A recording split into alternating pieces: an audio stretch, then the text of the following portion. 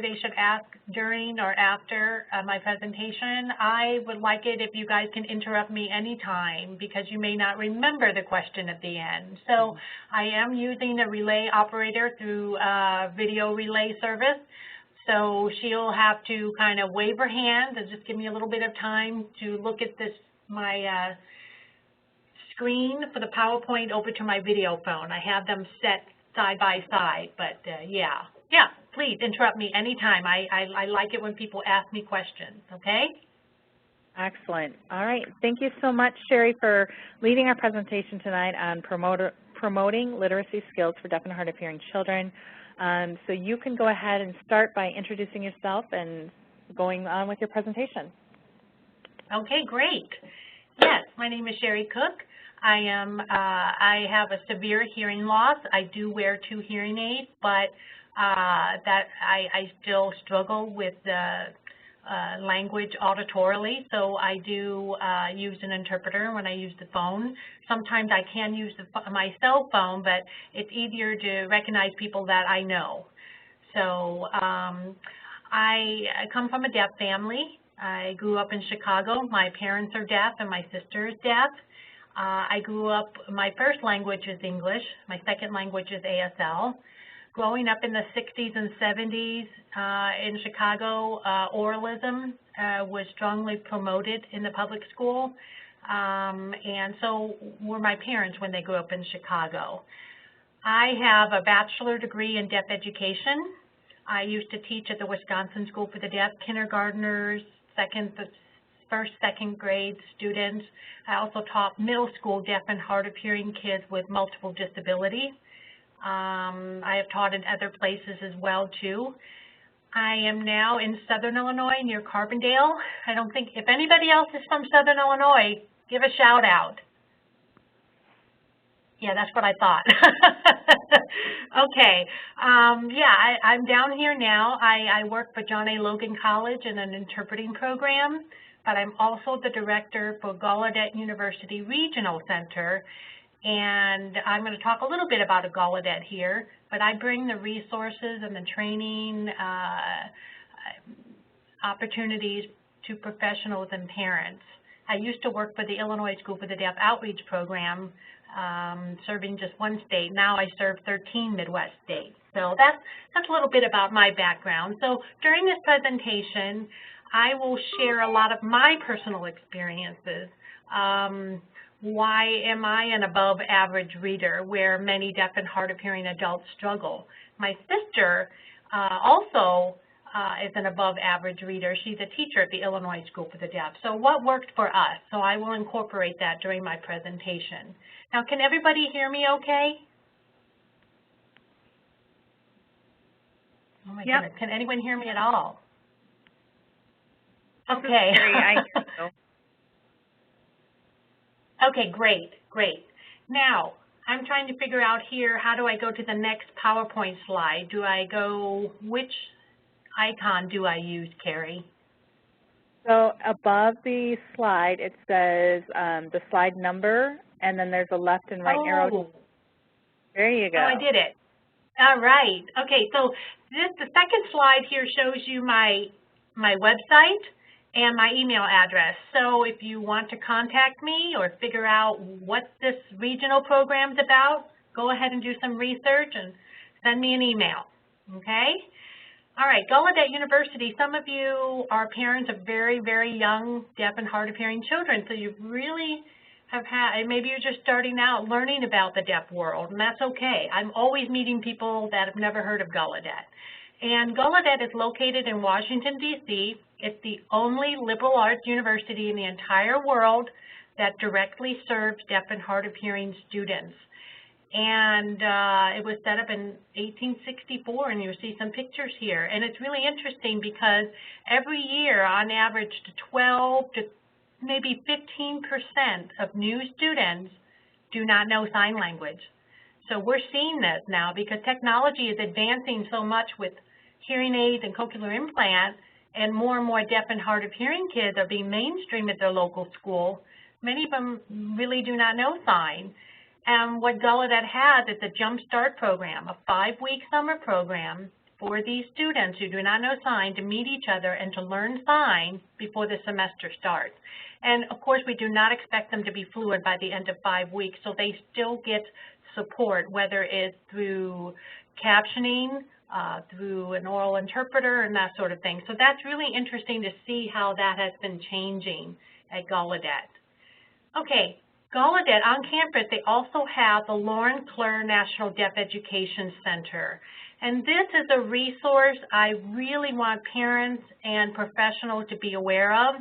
They are federally mandated to do research and to disseminate information throughout the 50 states about deaf and hard of hearing children from birth to age 21. We have workshops, we have webinars, some of them are archived that you can go to. We have lots of materials, lots of resources there for you to take advantage of, and I'm going to share some of that information during my presentation. Also, they have the Cochlear Implant Education Center. So I would encourage you during your free time to do some research on these two programs. It's really worth your time. And I will actually be sponsoring two speakers from Gallaudet. One is Matt Ryder from the Clare Center. He will be going to the Camp ISD this summer. And Dr. Petito, I'm hoping, from Gallaudet will come to the August conference at Illinois School for the Deaf. So I'm always helping sponsor speakers and trainers from the Clare Center or Gallaudet University to the Midwest. Okay, what am I going to talk about today? Here's the agenda. First of all, I'm going to talk about, in general, how do children become good readers, and share some of my experience, what helped me grow up and to become a good reader. I want to talk a little bit about lap time, share some book list and recommendation, and give you some reading tips. So once again, please, if I'm not clear about anything or if you have any questions, interrupt me anytime. I'm very flexible. Okay, this slide says, how can you encourage your deaf or hard of hearing children to become good readers? And if you read books on deaf education, all those materials, some of those materials they're depressing because they'll tell you the average high school deaf kid reads at 3rd grade level or 4th grade level, and it's pretty daunting and pretty depressing when you read that, but it doesn't have to be that way. The most important advice I can give to parents is make sure that your deaf or hard of hearing child has full access to language. I'm not here to debate what is the best communication style or communication philosophy. When we look at the acronym IDEA when it comes to special education, IDEA, Individual with Disability Education Act, often people in the field of deaf education forget the word individual. What works for one deaf child may not work for another deaf child. I know I have 2 sons. One will be 23 this week, and the other is 16 years old. They're completely different from each other, even though they're very similar too. My oldest struggles with ADHD, so school was harder for him. My youngest, it's easy for him to pick up things. So how I had to help my oldest son do his homework or his reading skills, my approach with him was far different than with my youngest child. Same thing with deaf children. The point is you have to make sure that they have access. And when I think about, we have to make home, it starts at home. We have to make sure that the deaf or hard of hearing child has access to language-rich environment. That happens at school. We want to make sure that happens at home. You think about when you're sitting around the dining room table and you're having dinner, does your child who's deaf and hard of hearing have access to what's going on, the conversation? That's important. That leads to developing good reading skills. And here in this slide, it says, must bring substantial body of background knowledge to the task. Before a child learns to read, he has to have a lot of background information. Think about how a hearing child learns language. Nobody sits down with that child and say, okay, now say the word ball, repeat after me, say the word water bottle. No, they learn language through incidental learning. That means they're overhearing constantly the conversation that's going around them. Mommy and daddy talking in the other room, TV blaring in this room, radio going on. Think about this slide here. You go to the grocery store. I mean, think about if they were listening to Grandma and Grandpa having conversation in the grocery store, all the vocabulary there. They have access to that language. If a deaf child cannot have access to the conversations around them, they cannot build that substantial body of background knowledge to be ready to read. So that's really important. You learn about different vocabularies and different settings, and then through that you learn about social rules too. And you think about social rules, many deaf and hard of hearing children are socially immature because they lack access to learn about social rules. So in this slide it says, introduce your deaf and hard of hearing child to language as early as possible. And really it's trial and error. You may say, maybe this child can hear me, and I think he seems to be picking up language. And then later on you realize, wow, maybe he needs more visual aid. Maybe he does need sign language more than we thought. This is what you're going to have to figure out while your child is growing up. The earlier any child is exposed to and begin to acquire language, the better that child's communication skills will become. I love this quote.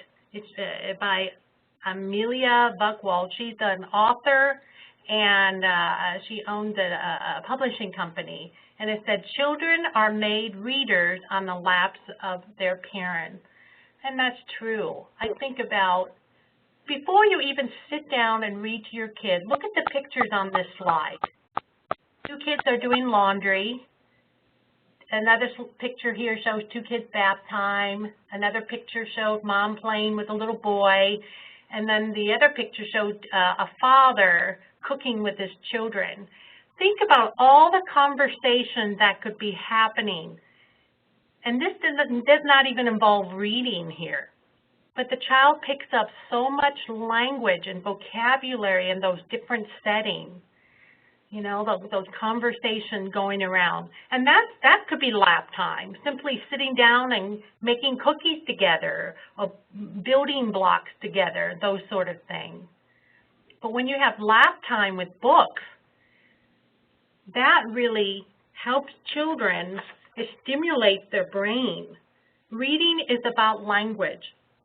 So you need to talk often when you read, or even when you're not reading, when you're cooking together, doing laundry together. You want to have frequent conversation. You want to listen and ask questions when your child is sitting down with you. Hearing children have this. They have extensive experience with storybooks, nursery rhymes, fairy tales, songs. I think about my oldest son. He used to love Barney. Drove me crazy watching Barney with him. But he could hear the songs, he could read along, and that sort of thing. And if a child doesn't have access to that, it's very difficult to understand. So deaf and hard of hearing children, they may have a little experience with lap time. Sometimes it's just the fact that parents are learning sign and they feel really uncomfortable using sign while trying to read. But studies show that even when you're using a little bit of sign and you're awkwardly trying to sign, it's still better than not trying at all. Okay? Okay, another slide. What does it accomplish, lap time? Well, it builds vocabulary and language. It aids reading comprehension. Even if it's just 20 minutes a day, the Children Reading Foundation says children whose parents read with them learn to read well and are typically proficient readers by 3rd grade. That's just by doing simple reading together for 20 minutes a day. And reading together stimulates brain development, which leads to better reading comprehension. Also, it improves your child's attitude toward reading. Another one, helps make connection to print. You're signing, you're talking, you're pointing out to the letters and the words. You make connections to print. So you may talk about cookie, you point out to the word cookie. When you do it repeatedly, constant exposure to print will help. And then it provides opportunity for conversation. Think about picking a book about zoo animal, and you visited the zoo last week. So think about the conversation. Hey, remember when we saw the elephant? What color was the elephant? What was the elephant eating? So that builds background knowledge as well. Develops communication and imagination skills. It's really important to ask questions, but not just yes or no question. You want to ask open-ended questions, like what color was that, or what was he eating, instead of did the elephant eat? Yes, okay. You want to expand their language. Okay? I put several different websites on the next few slides. One is bonding time during reading time. Here's the quote: "Reading together every day builds strong minds and strong relationships." That is so true. I missed the opportunity when my boys were really little, snuggling together and reading together. And you want to set up kind of like a family library. And you don't have to go out and buy new books. You can go to used bookstores, you can go to Goodwill, but just go to your library and borrow books. You know, go to garage sales. That's the kind of stuff I used to do when I was a young mom. And you want to think about setting up a family reading area or more than one area. Our family reading area was the living room couch and bedtime with my son's bed. So we would pick 3 books and snuggle together and read together. And not just reading together, you want to make sure your kids are watching you as an adult read. You want them to say, wow, Mom loves to read, therefore I love to read. And not just books. Think about having magazines all around the house, newspapers, different ads, mail. Think about, you got a mail from your mom and you want to share that letter with your kid. That is reading. Catalogs. I remember as a little girl, remember when those Sears catalogs were thick and big? I don't even know if they make them anymore. I used to love to thumb through those catalogs and look at toys and clothes, and my mom would point out the words in the catalog. That is exposure to print. It does not have to be just sentences. It could just be words. So those are the things.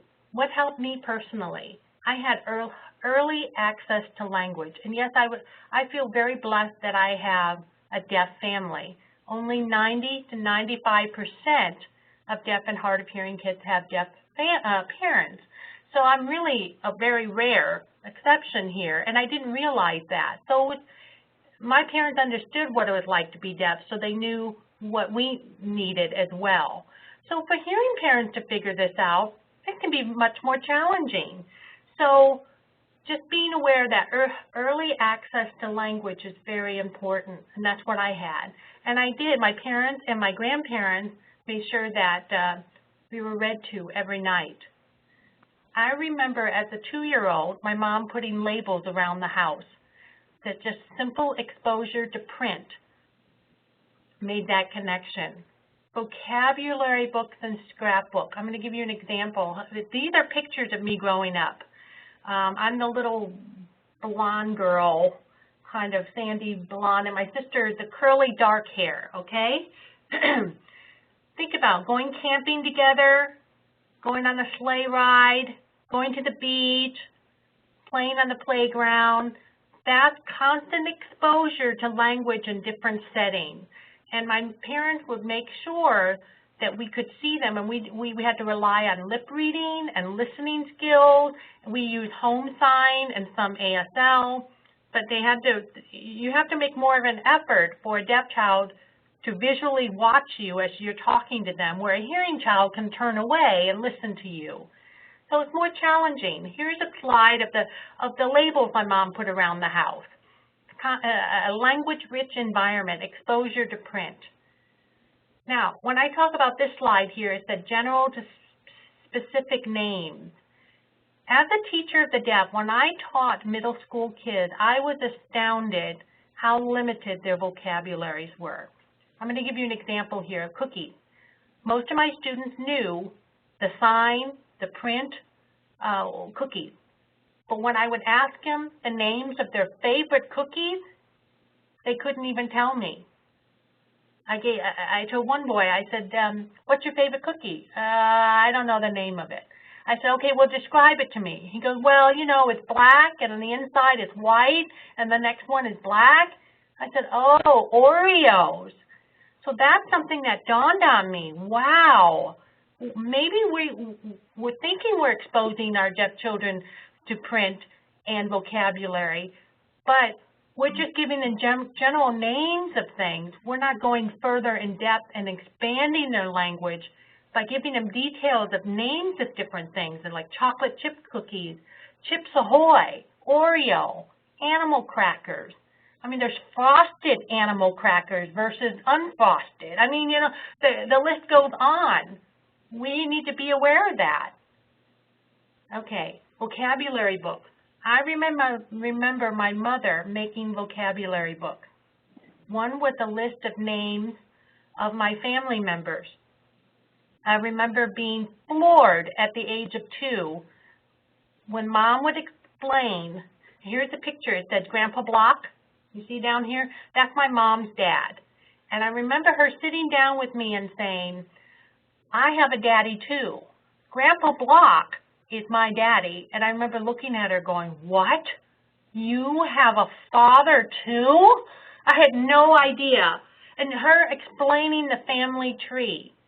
She went over and over every day. I remember that was my favorite activity, sitting down and looking at the vocabulary book. Of course, I was in the pictures too, so that was fun.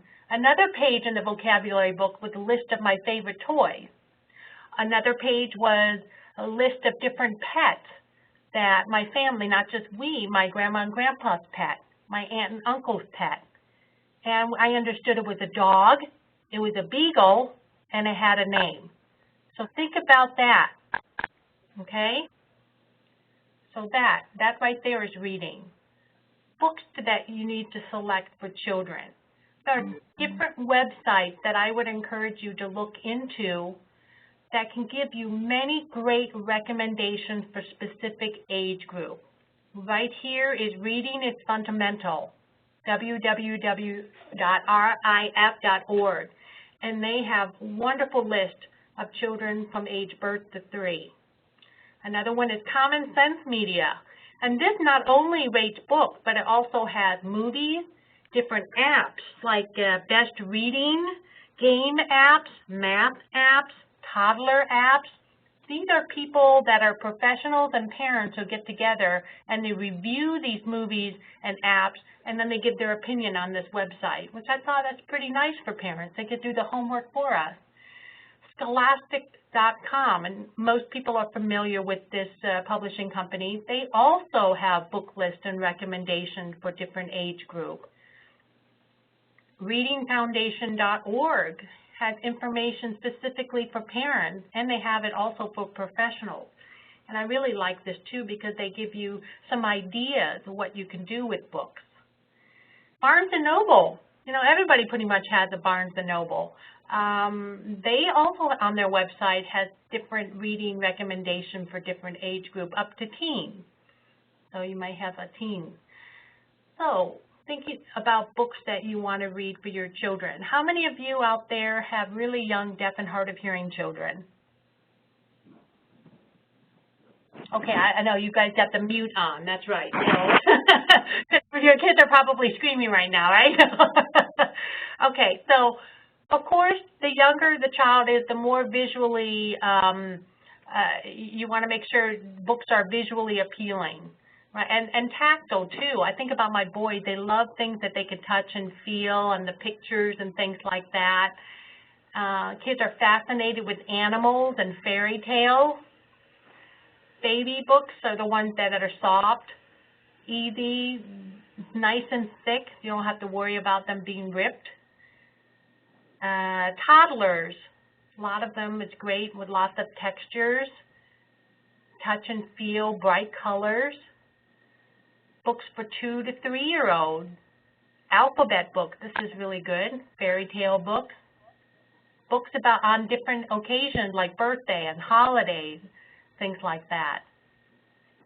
Create your own picture books with sentences. That's really fun. And what's really nice about this is most people have access to camera.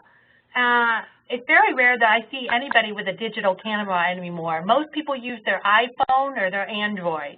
We have easy access to our phone, and we can make snapshots like that and then send it to our laptop, and then you could just make a simple book with pictures and then just add words to them, make up books with sequences or activities, and kids love this. Make reading and language fun.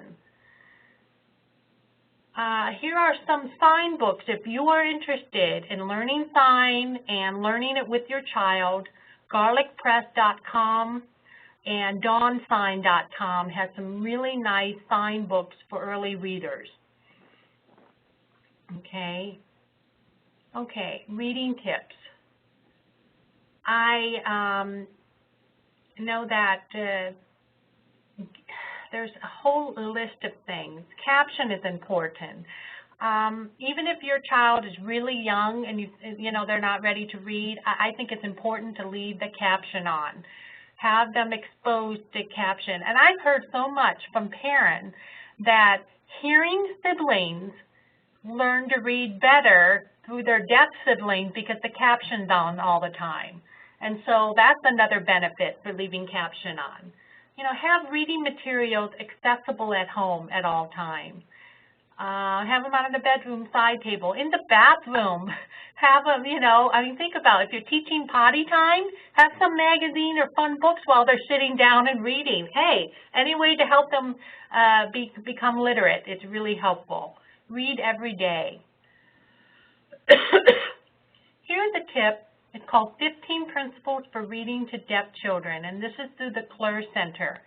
I would recommend that you would go to this website and type in 15 Principles. It is on video, and it's also in Spanish. So if some of you work with a Spanish-speaking family, this is great for them. And it goes through step by step, the 15 principles. And I'm showing you some of them right here on this, actually all of them on this slide. I don't have time to go in depth, but I'm going to pick out a few. For example, number 3, deaf readers are not constrained by the text. And what they did is they did research. They researched deaf parents and how they sign stories, read stories to their deaf children. So they compiled all that research together, and this is what they came up with. So number 3, they noticed that many deaf parents do not just simply read and follow what the book said.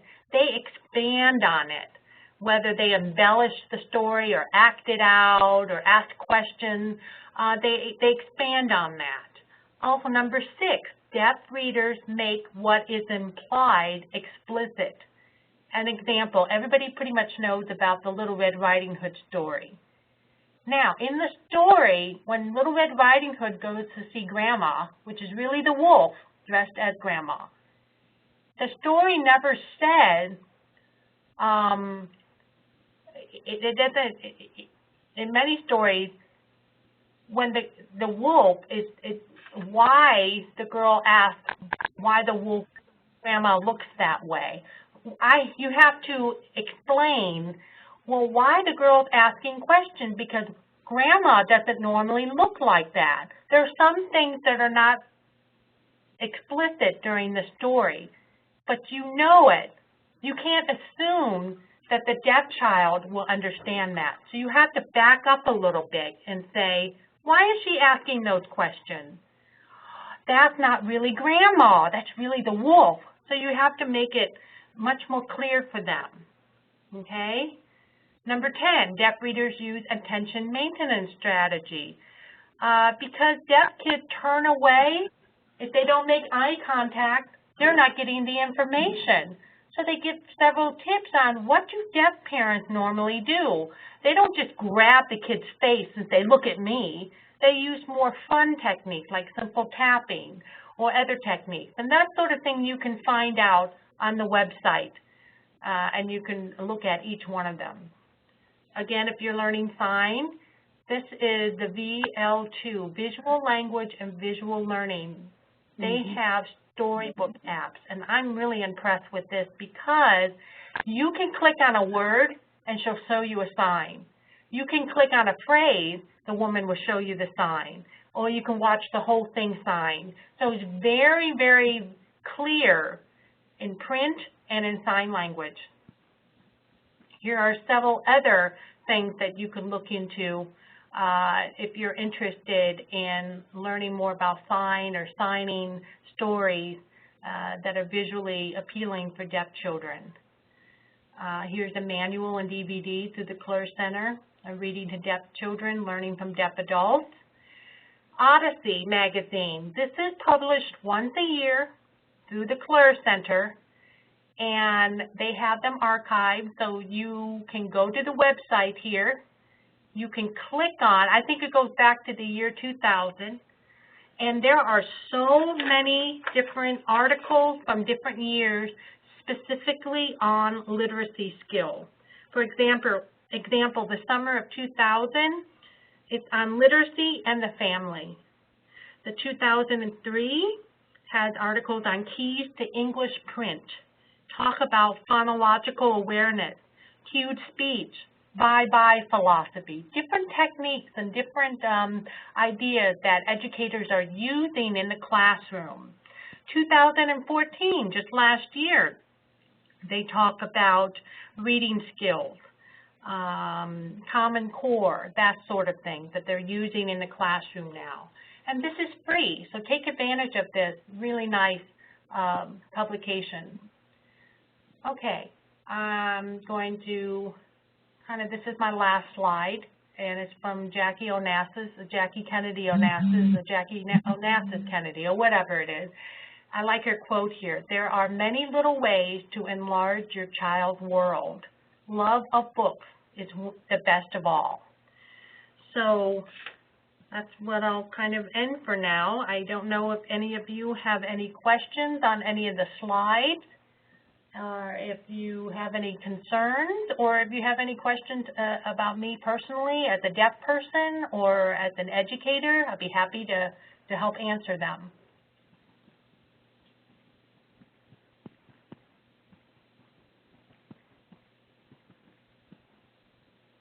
Wow, I must be so clear that you guys just got it all. Wow, isn't that good, huh? Or is everybody asleep?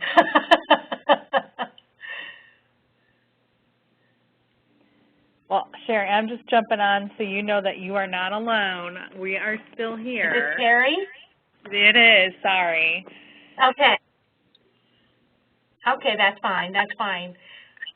Did I go too fast? Did everybody pretty much understand the slide and what I have to say for each slide? This is the first time I've ever done something like this webinar before. I'm used to seeing people face to face, so I hope I didn't go too fast.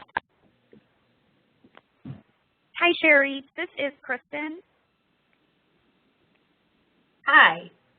And I just wanted to say that I appreciate all of the slides, and I appreciate all of the tips that you gave. I love the ideas of the vocabulary books. I have a kiddo who's 2, and I think that would be great to do with a lot of our extended family members that we don't see very often. So I'm excited about doing that. Thank you for that. And I want to add to that, when I was teaching the middle school kids, I asked each of my students to bring pictures of their family the following Monday. And I had a 14-year-old boy, and yes, he did have a learning disability, but he showed me a picture of his aunt, and he said, "This is my Aunt Mary." And I said, "Oh, your aunt, is that your mom's sister or is that your dad's sister?" And he goes, "No, it's my aunt." He had no idea what aunt meant, and that just blew my mind. And that was not a rare thing to happen. You'd be surprised that many of these deaf children, because they don't have access to communication at home, it's very difficult to talk about family tree. You know, if you can't communicate, simple things like that just goes right over their head. And wow, you know, and I even asked him, like, the name of your dog, and he's like, "Well, I don't know." wow, you know, that sort of thing. So that's why I really like to reach out to parents. We're really, really young kids now. Learn from this, you know. So, yeah, so thank you for bringing that up. Sherry, this is Kili. I have a question. I have a 3-year-old, oh, he's almost 3, and he was a better laugh reader probably 6 months ago. He's at the point now where I'll try and read him a book, and he wants to flip the pages and look at what he wants to look at. He will disengage from looking at me visually, and it's very hard to keep him interested in any book for any amount of time. And I've, you know, seen the videos, and I've watched our DTH, you know, engage him and work on reading with him, and it's even a bit of a challenge for her. Do you have any specific advice or things you can offer for me? Okay. Are you reading books that on topics that he's really interested in? Do you know what he's really interested in? Right now it's Mickey Mouse, and those are the only books that he will look at. But he tends to not want to watch me as he's flipping the pages and gets mad if I kind of hold the book myself and kind of sign and narrate. Okay. Now, is he profoundly deaf? Does he get any input auditorily? Probably not. He has bilateral cochlear implants, but he has abnormal anatomy, and after 2 years of access to sound, we've kind of determined that while he may be detecting sound, it's not resonating as meaningful. Okay. Do you have any other children in your house besides your deaf child? Yes, I have a first grader. She's 7, and she has normal hearing. Okay, now, I'm going to ask you this. Do you sit down and have lap time with her, and then he watches you two? No, he usually goes to bed before we read together. So okay, now this is just a tip. Why don't you, before he goes to bed, set up a little reading time with her? And maybe Daddy would hold your son or whatever, but you sit down, or somebody else would sit down with your daughter, and she and you would model reading together. So he would watch you guys read and pick his favorite book, mind you, okay? And sign to do whatever, and she will sit and watch you, and he'll be like, wait a minute here. He's watching her, pay attention to Mom, not ripping the book. So that kind of modeling may pique his interest and say, hey, I want to do this too. Do you know what I mean? Yeah, maybe he simply has never seen anybody else sit down, pay attention to Mom, look at book, look at Mom, be patient. Now, 3 years old, their attention span, yeah. My oldest son with ADHD, that was a struggle for me too. So, yeah, maybe you should just model with your older child and see if it kind of helps him, hey, I want to sit down for 2 or 3 minutes longer and build on that. So that's just an idea to try, okay? That's terrific. Yes, thank you so much. That's awesome. I'll try that. Oh, glad I had an answer. And it may not work, but give it a shot. Yeah, it's something worth trying for sure. And maybe she can even read to him. You know, yes, she signs too. Absolutely. Kids are fascinated with other kids. They get tired of adults. I remember my little boys were fascinated with babies, and toddlers are fascinated with kids. So I think that will be a great idea too. Yeah, we'll try that tomorrow. Thank you. Sure. Hello, Sherry. This is Jacqueline. I heard you speak on Saturday out at North of 80. I was there, and you shared a little bit of your story about growing up, and you mentioned about summer school and how you had that in the home, but the importance of not only reading during the school year, but also year-round, especially during the summer, because you don't want your child to lose the words and vocabulary that they've learned throughout the school year also. Yes, absolutely. I'm glad you brought that up. Yes, because deaf kids, they go home and 2.5 months to 3 months, there's no schooling. And it's very difficult to find a summer school or any extensive program promoting literacy skills. So I would definitely find a way that you can set up, and my grandparents were retired, so they set up a summer school in their own home, and we had constant exposure to reading and writing and math word problems and that sort of thing, because they were aware that we were slipping behind, especially by 4th, 5th grade. And that really helped, because by the time fall came around, we were not further behind. We were on par with our hearing peers. So I would encourage you parents to make sure that your child during the summer has exposure to reading and to continue with that, because you don't want them to slip behind. So thank you for bringing that up.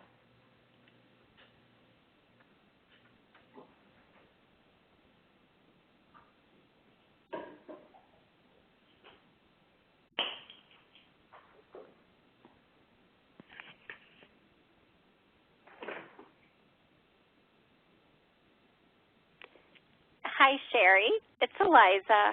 Yes. Hi. This isn't really a question. I just wanted to let you know that I think I heard you the first time when Miranda was barely a year old, and I ran home to make sure she learned the dogs' names that day. I needed her to know that the dogs had names, and might have been a little bit older than that. She may have been going on 2, but it terrified me. I remember grabbing food and trying to make sure she knew which was which and everything. And I did not want my daughter not knowing the names of everything. So yeah. I want you to know that she doesn't say dogs. Do you see it making a difference now? It does. It makes a huge thing. She never really says dog. She always says Veronica and Skippy. I mean, that's their names. That's what she says. It's never doggies. It's Veronica and Skippy. So I want you to know that we're listening. We swear. Oh, that's great. I know these are the things we don't realize, especially if many of you have hearing children first before you have your deaf child. Isn't it just amazing how your hearing children are sponges? I mean, my hearing boys picked up on languages, words that I didn't even know that they knew, and they're just constantly exposed to it. And our deaf kids just don't have that easy exposure to language. And we just, you want to do everything you can to make sure that they're being exposed. And you know, there are times when it's not going to happen, because it's exhausting to be a parent and a teacher at the same time, and sometimes you just want to relax. And I have friends who have deaf children, and one mother was like, you know, I just feel like I always have to constantly expose them, make sure they're learning. She forgets to relax sometimes, so yeah.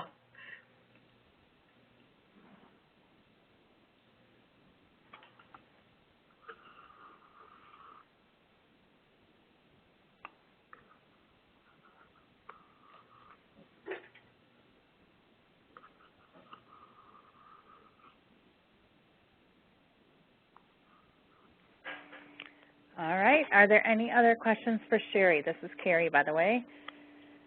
Well,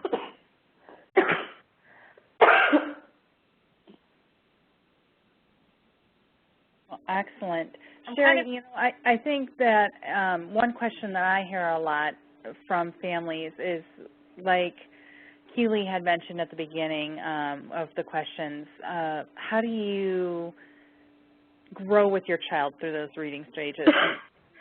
What do you recommend, you know, if that child was an only child and you didn't have another child to model sitting and listening and participating in the reading, would you recommend continuing to read even if the child is wandering the room? You know, what other recommendations would you have in a tough situation like that? Yeah. I mean, if you have an only child, definitely continue to read, model good reading. And like I said, it's important to read quiet time, too, and let your kids see that mommy reads by herself quiet time, and that's supposed to be fun. So definitely model reading with or without your child. And it's important, you know, like Guide by Your Side, Hands and Voices, that's the sort of thing that parents of deaf children didn't have before. So get together with other parents with children, and that's when you can also watch and see them model reading as well. So exposure to other children as well, whether you have play dates, that sort of thing, or, you know, if there's an early intervention program near you, a deaf mentor, if you have access to a deaf mentor, even have another adult sit down with you and you're reading together. As corny as that sounds, that's still modeling reading. So if there's a way that you can have another person there or have play dates or read by yourself, any way that you can get that child interested. And the older they get, the longer their attention span is. I mean, 1, 2, 3 years old, that's expected that their attention span is short. So I wouldn't necessarily freak out about it. So just keep trying. I hope that answers your question, Carrie. Yes, thank you. Carrie, okay, this is yes, Jacqueline. Somebody else said something? This is Jacqueline. You know, one thing we always do with our kids, we went to the library for story time. So yeah, even with my first daughter, you know, because there was no other kids in the home, you know, when you go to story time, there's always lots of other kids, you know, sitting there too. And maybe your kid isn't yeah, always, or Barnes & Noble sometimes have story time too. Right, right. Exactly, yes.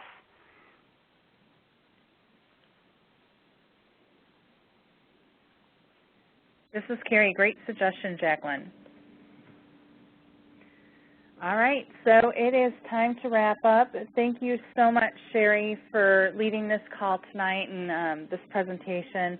I can't wait till it's out there for everyone else. And thank you all for joining us on the call tonight. You have a great evening. Thank you, everyone. Thanks for asking me, Carrie. I appreciate it. Good luck, everyone. Goodbye. Bye. Bye. Bye. Bye. Thank you.